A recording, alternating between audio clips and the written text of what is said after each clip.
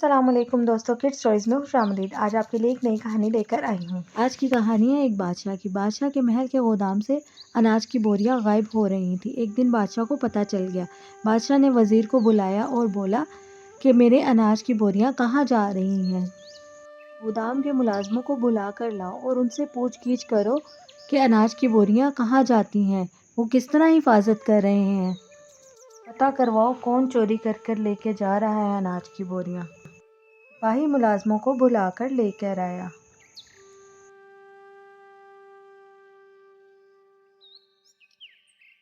بادشاہ بہت غصے میں تھا، اس کو بہت غصہ آیا۔ بادشاہ نے بولا، بتاؤ تم دونوں میں سے کون چور ہے اور کون اناج کی بوریاں چرا رہا ہے۔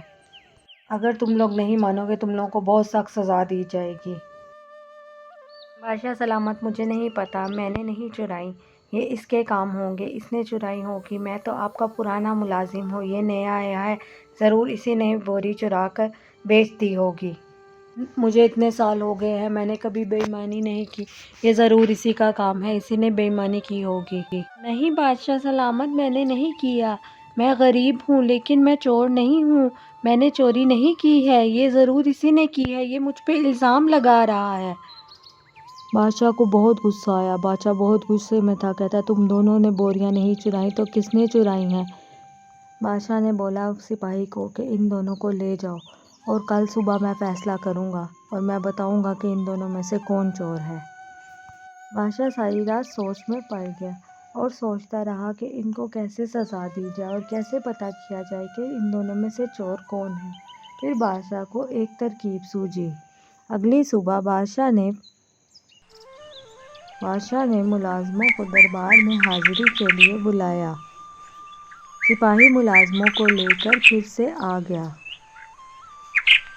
بادشاہ نے ملازموں کو بڑے پیار سے بلایا اور کہا کہ تم دونوں یہاں بیٹھ جاؤ، یہ کھانا تم لوگوں کے لیے ہے اور یہ کھانا تم دونوں کھاؤ گے۔ وہ دیکھ کر حیران رہ گئے۔ بادشاہ نے بولا کہ اس کھانے میں زہر ہے اور مجھے پتہ چل گیا ہے تم دونوں میں سے چور کون ہے۔ مجھے پتہ چل گیا ہے تم دونوں میں سے چور کون ہے اور میں نے چور کے کھانے میں زہر ملا دیا ہے اور جیسے ہی وہ کھانا کھائے گا وہ مر جائے گا۔